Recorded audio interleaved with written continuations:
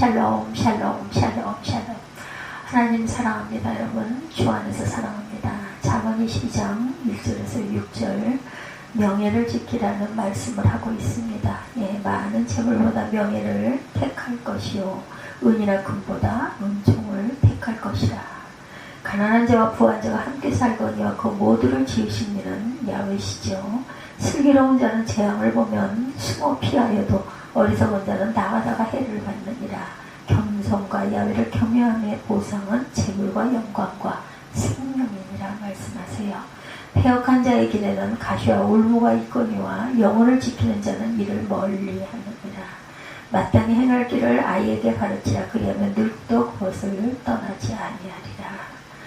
네.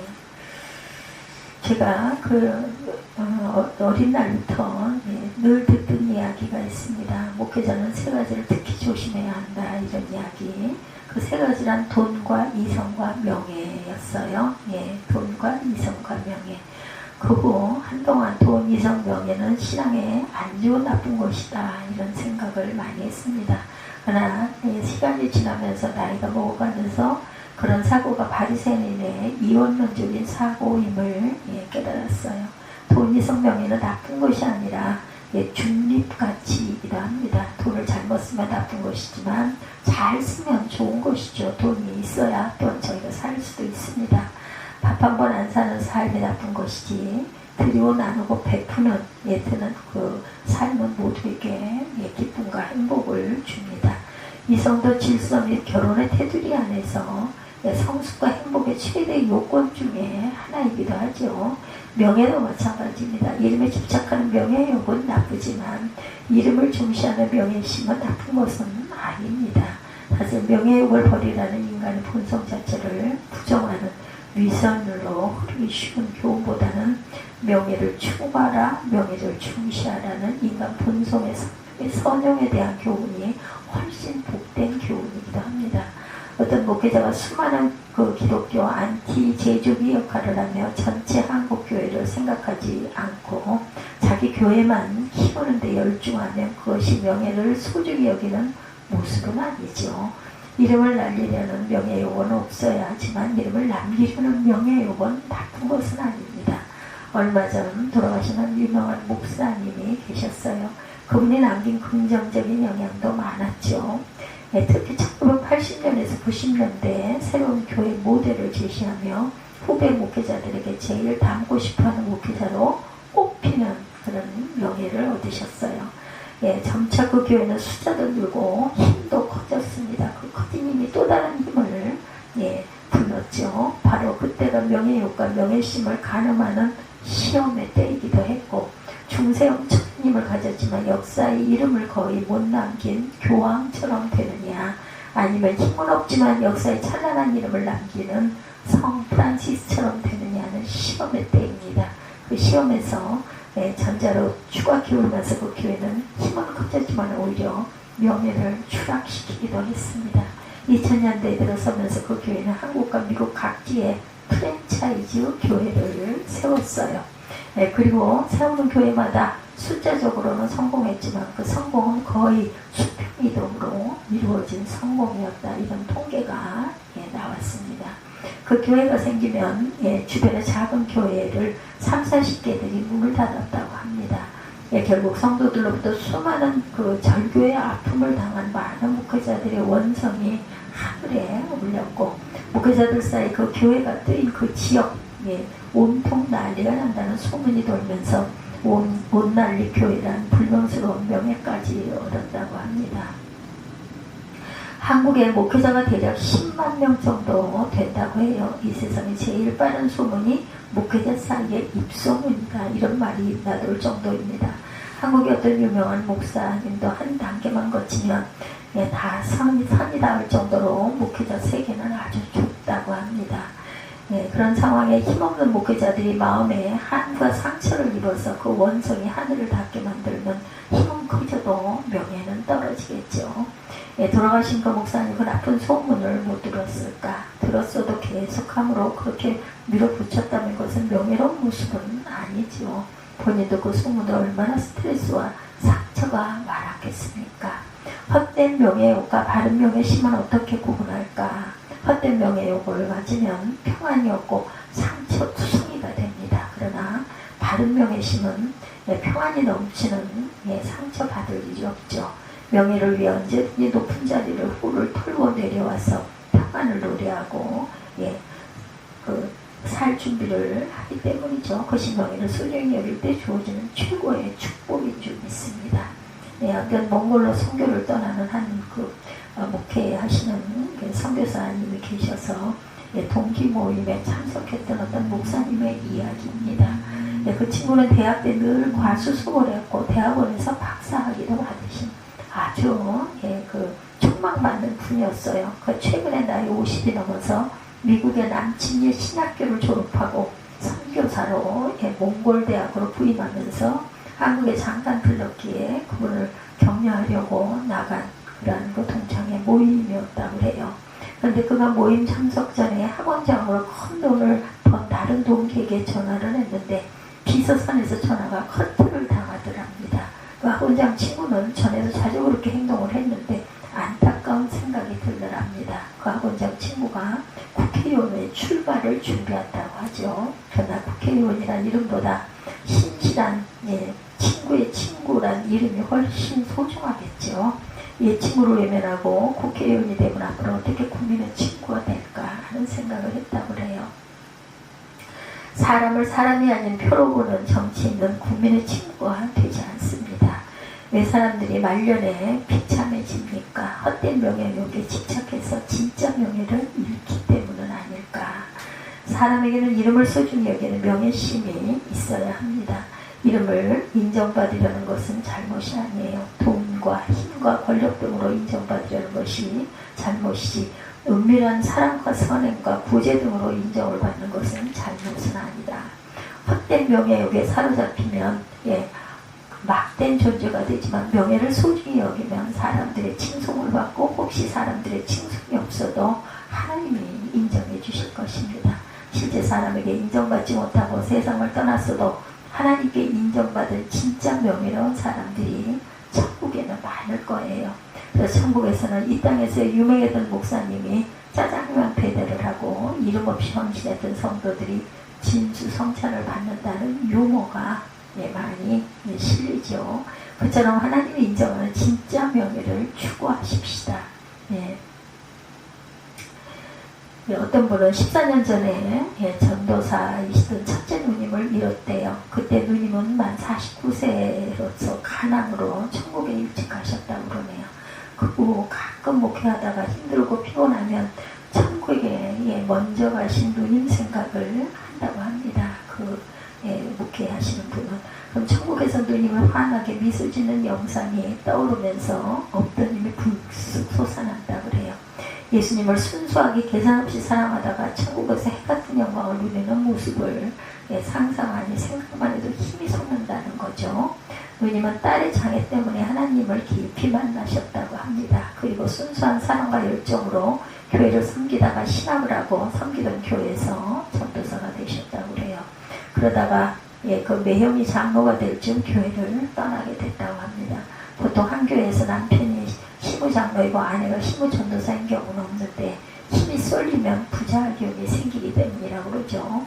그렇게 다른 교회 갔다가 그 교회에서 큰 상처를 입으셨다고 그래요. 그래도 교회에 누가 안 되도록 속으로 그 상처를 안고 지내다 결국 가남으로 일찍 천국에 가셨다는 거죠.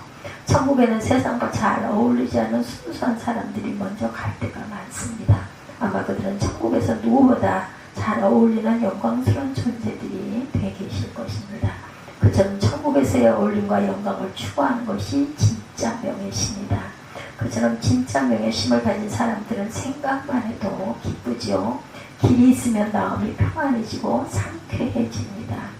그리고 반면에 헛된 명예욕을 가지면 본인도 힘들고 주변 사람들도 힘들게 만들죠. 그래서 우리는 함께 있을 때 마음이 평안하고 상쾌해지는 사람을 좋아합니다. 힘과 권력이 좋은 것만이 아니죠. 잘못 쓰는 힘과 권력은 상처만 키우고 수명만 단축시킵니다. 왕들도 보면 왕이 되었다고 모든 것을 마음대로 하나요? 그렇지 않습니다. 요즘에 대통령 탄핵으로 한참 문제가 많았죠. 참 어려움이 많을 겁니다. 가끔 신하들이 전하 그러시면 아니 됩니다. 명을 묻어주소서라고 하면 왕은 완전히 왕따가 된 기분이 들면서 속으로 욱하는 마음이 올라오지만 보통은 체면 때문에 참죠. 그러면서 속으로 골병이 든다고 그래요. 바로 그런 마음의 골병을 조선시대에 왕을 뽑히라는 신하들의 평균 수명이 64세였지만 왕의 평균 수명은 45세밖에 되지 않았다고 그러죠.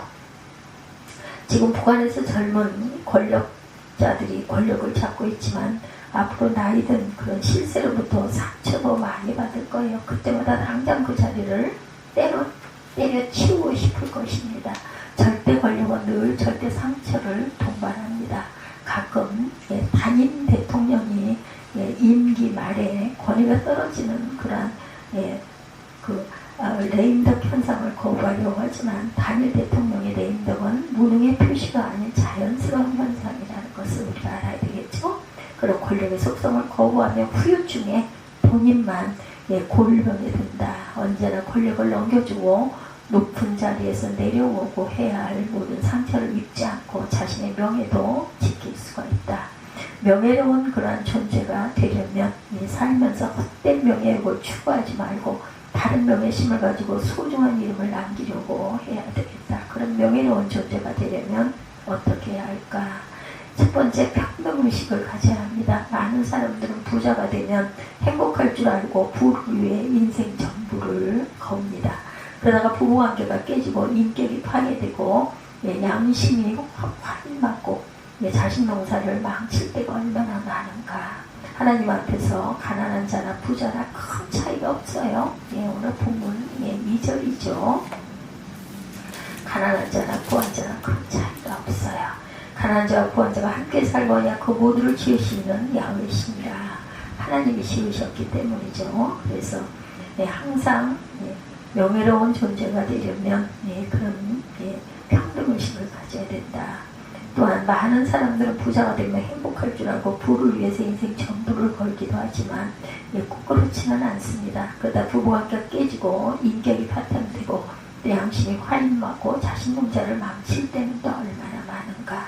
하나님 앞에서 가난한 자나 부한 자는 이렇게 차이가 없다. 부자가 가난한 자나 눈물과 불행에 똑같이 있고 또한 가정 문제와 자녀 문제와 죽음의 문제도 똑같이 있습니다.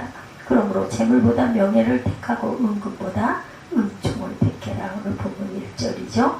사도 바울은 빌립보서 4장 12절에 내가 비천에 처할 줄도 알고 풍부에 처할 줄도 알고 배고픔과 풍부와 궁핍에도 일체의 비결을 배웠다. 이렇게 말합니다. 그럼 어떤 자리에서도 만족했어요. 사도 바울이 그래서 훌륭합니다. 가장 중요한 것은 생명과 진리가 되시며 하늘의 부여를 안겨주신 예수님을 붙잡고 사는 것이었죠. 그처럼 예수님 때문에 어떤 형편의 죄도 좋고 예수님 때문에 늘 행복하다고 생각하는 사람이 최고의 부자입니다. 이제 남을 부러워하며 살지 말고 그렇게 부러워할 시간이 있으면 자기의 정점을 개발하고 최선을 다하십시오. 그래서 저 높은 곳을 향해 열심히 오르십시다. 그리고 위치가 높아졌거든 그때는 마음을 낮춰서 평등의식과 평민의식을 잃지 말고 누구와도 친구가 되려고 하고 최대한 편견을 버리십시다. 그처럼 늘 주님의 마음을 가지고 자기 길을 묵묵히 가다 보면 그 이름이 누구보다 찬란한 이름이 될 것입니다. 하나님은 억압된 영혼에게 자유를 주시는 해방의 하나님이세요. 그래서 모든 영혼을 소중히 보시고 또한 사람이 사람으로 대접받는 세상을 원하시고 가난하고 학력과 연줄이 없는 사람이 투명인간처럼 취급되는 것을 누구보다 아파하신다라는 것. 그 하나님의 뜻을 따라 어려운 이웃의 친구가 되어주려는 사람이 세상에서 제일 명예로운 사람이다. 또한 음지의 고수가 되시기 바랍니다. 본문 3절에 슬기로운 자는 재앙을 보면 숨어 피하려도 어리석은 자는 나가다가 해를 받는다 말하죠. 이 구절을 보면 참된 용기가 무엇이고 참된 영적 고수의 삶이 무엇인지를 깨닫게 됩니다. 참된 용기란 무조건 전진하는 삶이 아닙니다. 그것은 만용이죠. 참된 용기는 전진해야 할 때는 전진하고 후퇴해야 할 때는 후퇴하는 삶이다. 또한 자신을 드러내기를 좋아하면 대개 하수가 되지만 자신을 감추기를 좋아하면 고수가 된다. 사람에게 최고의 명예가 있어요. 그것은 은밀하게 기도하고 선행하고 도와주면서 사람이 아닌 하나님 앞에 이름을 남기는 것이다. 그러면 나중에 하나님의 심판대에서 그 이름이 찬란하게 호명되고 최고의 영광스러운 위치에 서게 될 것입니다. 그럼 명예로운 성도가 되도록 음지에서 조용히 선교하고 구제하고 고수를 꿈꾸시기 바랍니다. 세상에서 가장 행복한 삶은 음지에서 조용히 선행을 베푸는 삶입니다. 옛날에 아메오사가 왕명을 받고 암행할 때 아메오사 출두여라는 말은 불의로 신음하던 사람들에게 빛과 같은 소리였고 탁한 우리에게는 아주 가장 두려운 소리였죠. 그처럼 자신에게 있는 권세와 능력과 물질을 영적인 아메오사의 도구로 사용하시기 바랍니다. 예를 들어 하나님의 일을 하는 사람들과 이방 세계에 나간 선교사들에게 물질적인 거룩한 커넥션이 필요하면 그 문제를 소리 없이 해결해주는 영적인 아메오사가 되시기 바랍니다. 어느 날 한 대기업의 회장이 정체를 감추고 식당에 갔는데 아주 성실하게 일하는 젊은 처녀가 혼자 가족을 부양하는 가장임을 알게 됩니다. 그리고 그녀의 성실함을 계속 지켜보다가 나중에 대리인을 시켜 소리 없이 그녀에게 좋은 일자리를 마련해 주었다고 그래요. 그처럼 자기 이름을 하나도 남기지 않고 조용히 누군가에게 살 희망을 준 것을 혼자만의 기쁨으로 간직하고 좋아하는 거룩한 영적 아멘오사가 그런 어머니가 되는 꿈을 가지십시다. 어느 날 소중한 꿈과 비전과 콘텐츠를 가졌지만 거룩한 커넥션이 없어서 길이 열리지 않는 사람을 봅니다. 그때도 소리 없이 그 비전이 만개하도록 버팀을 깔아주는 거룩한 현대편 영적인 아멘오사가 되면 얼마나 마음으로 기쁠까요? 그렇죠? 그처럼 하나님의 숙명을 받은 자로 은밀하게 하나님의 뜻을 이루고 어려운 사람들의 눈물을 닦아주는 선교와 구제의 귀재들이 되십시다. 그러면 그가 천국으로 환복할 때 그 이름이 천국을 진동시킬 것이다. 그런 거룩한 음주의 고수가 누구보다도 명예로운 사람이죠. 세 번째, 하나님 앞에 또한 겸손하십시다. 4~5절이죠. 겸손과 야훼를 경외함의 보상은 재물과 영광과 생명이니라. 패역한 자의 집에는 가시와 울무가 있거니와 영혼을 지키는 자는 이를 멀리 하느니라. 이 구절은 간단히 말하면 겸손하면 축복이 따르고 교만하면 고통이 따른다는 말씀입니다.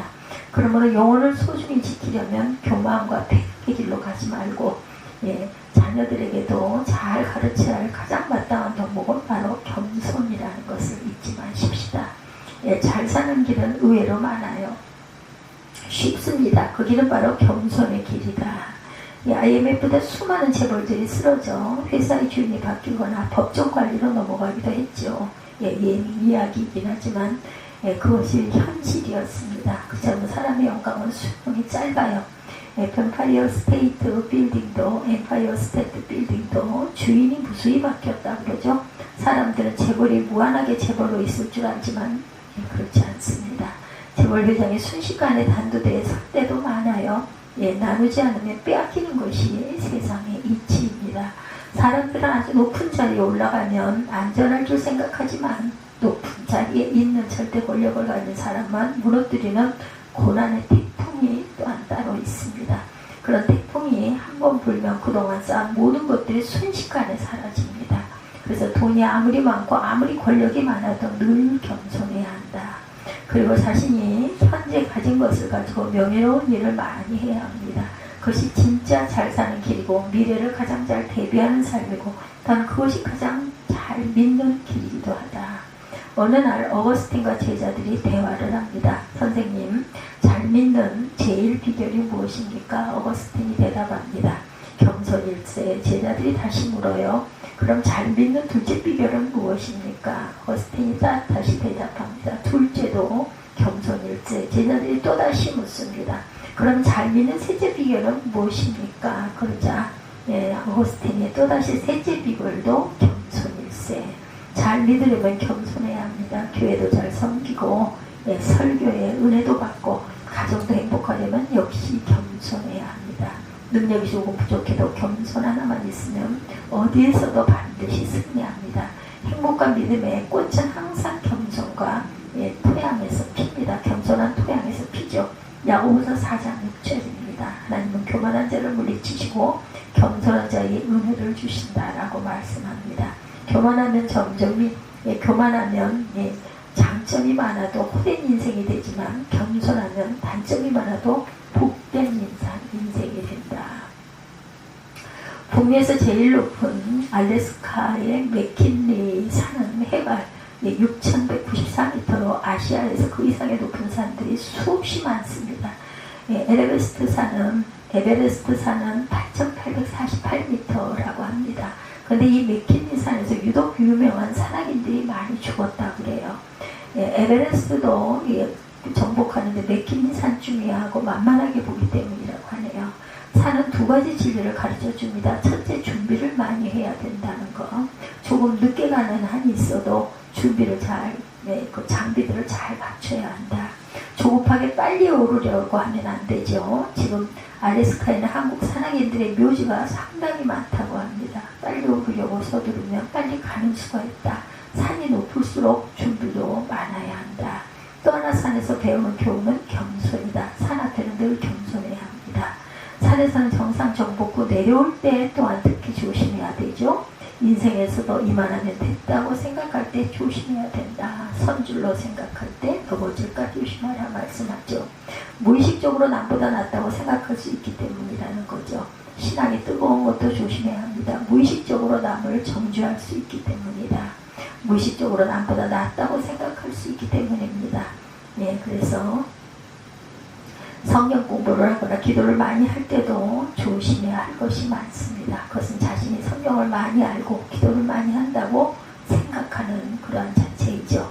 한국 최초로 에베레스트 정상을 밟은 고상돈 씨도 맥킨리 정상을 밟았지만 내려오다가 죽어서 맥킨리를 정복한 산악인으로 기록되지 못했습니다. 정상을 밟아도 내려오다 죽으면 정상을 정복한 것으로 치지 않습니다.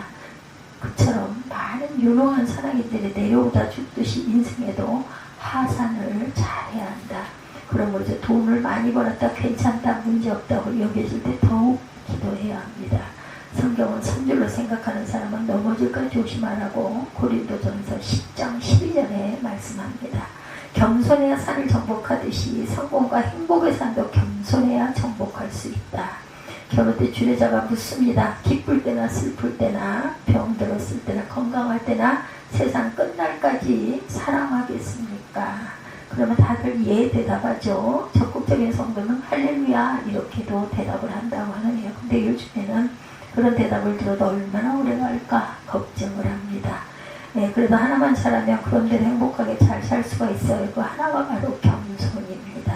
끝까지 겸손해야 합니다. 오늘날 많은 사람들은 높은 데 행복을 찾지만 행복은 높은 것보다 오히려 낮은 곳에 있습니다.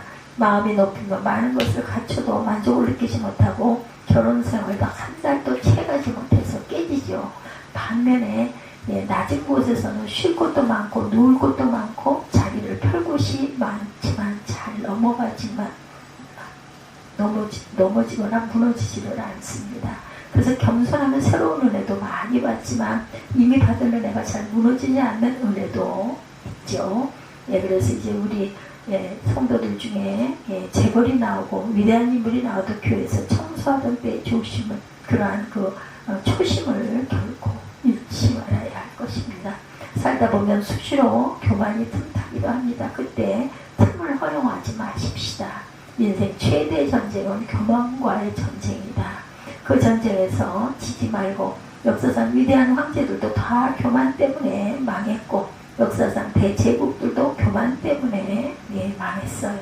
결국 인생에서 가장 무서운 것은 교만입니다. 특히 교만이 무서운 이유는 교만은 마귀의 제일 속성이기 때문이다. 마귀는 원래 천사장이었는데 교만해서 하늘에서 버려지죠. 그러므로 교만해지면 그때부터 마귀가 그 마음을 주장하면서 가장 복 없는 길을 가게 된다. 그 사실을 거꾸로 적용하면 인생에서 가장 복된 성품은 겸손한 성품입니다. 하나님은 겸손한 사람에게 좋은 것을 아끼지 않고 주세요. 겸손하면 축복이 따라옵니다. 구체적으로 말하면 본문 4절 말씀처럼 재물과 영광과 생명이 따라옵니다.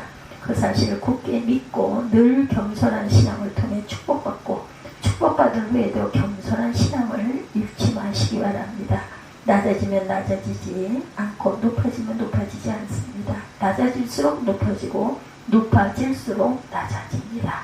그러므로 늘 겸손의 옷을 입고 눈빛 하나도 겸손하게 하고 말 한마디도 겸손하게 하십시다. 교만하는 이름이 망가지다가 결국 패망하지만 겸손하는 이름이 높아지다가 결국은 축복을 받는다라는 거. 항상 열심히 땀을 흘려 축복받고 하나님의 인물이 되게 하시면 마음을 최대한 낮추고 교만과의 전쟁에서 승리함으로 성도의 명예를 지키는 복된 신령들이 되셔서 하나님께 귀하게 쓰임받고 축복받는 그러한 인생을 사시는 그런 저와 여러분들이 되시기를 주님의 이름으로